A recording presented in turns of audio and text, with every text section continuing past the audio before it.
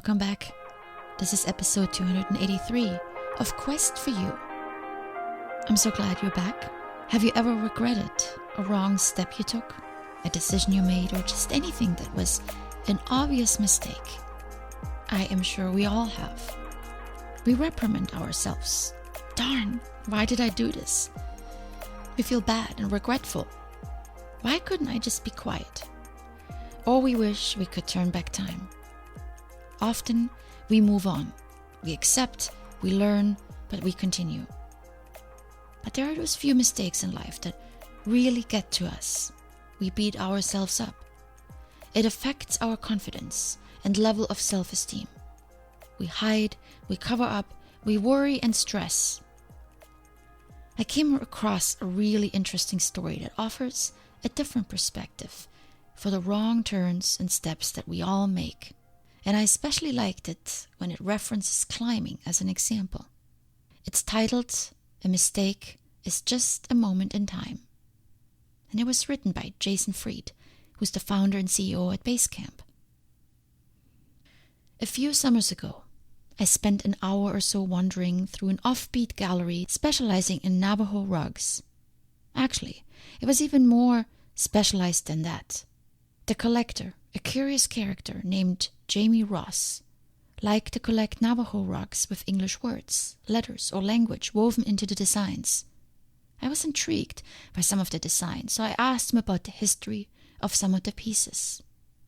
Jamie is the kind of guy who turns a quick 10-second question into a slow 10-minute answer. That was fine by me. I had nowhere else to be. He explained a lot of things. He talked about his fascination with letters and words and why he especially liked them when they showed up on Navajo rugs. He also talked a bit about crazy quilts, another one of his obsessions. But there was one thing he said that really stuck with me. I asked him why a lot of the rugs seemed to have mistakes woven into the patterns. Obvious distortions in the patterns, stray lines or a shape that was just a bit off compared to the other shapes in the piece. He said there were many explanations. One popular one is that the Navajo intentionally weave mistakes into the rugs to remind them that man isn't perfect. That sensibility can also be found in the wabi-sabi art of Japan. But he preferred another explanation. He said the mistakes weren't intentional. What was intentional was the desire to not go back and fix them. He said the Navajo saw mistakes as moments in time. And since you can't change time, why try to change a mistake that already happened? The mistake is already woven into the fabric of time. It's good to be reminded of it when you look back. Further, he compared it to climbing a mountain. If you climb a mountain, you are sure to have a few missteps along the way.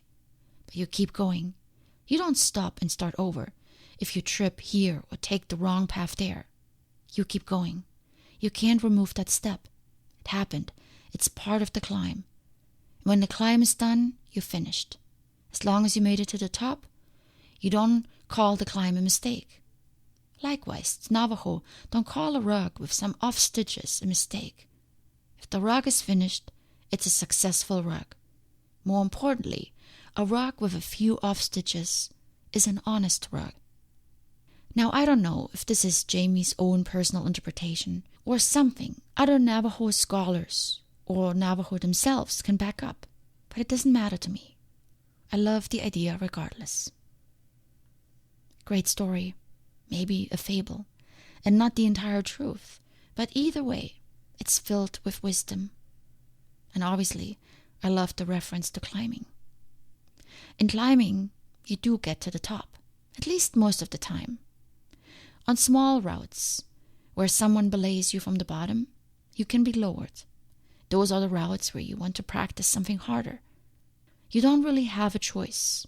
On long alpine routes where someone else is leading you, you don't really have a choice, but you need to get up.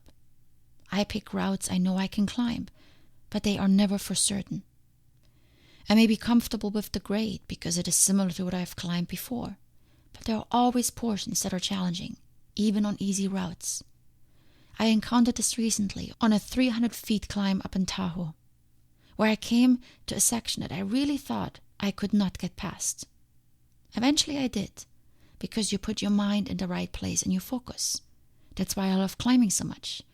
It brings you to your physical and mental limits, and you push yourself beyond it.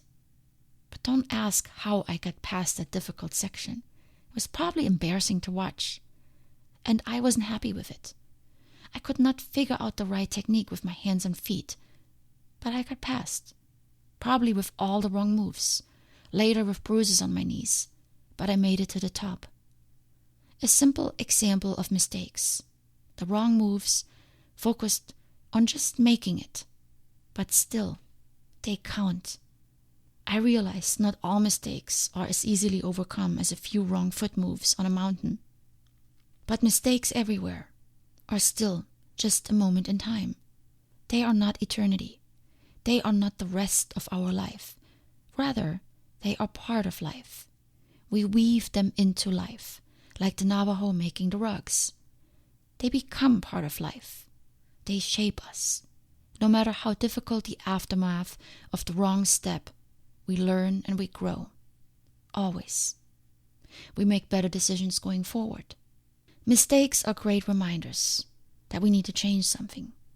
We can always look back upon a good, solid mistake and say, yep, that's when I learned how to not do this anymore or to do it differently.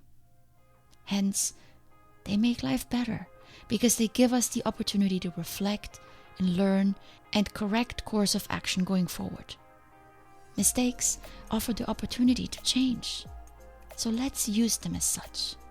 That moment in time when you took the wrong turn or you made the wrong step or you didn't use the technique that you should be using. Keep driving.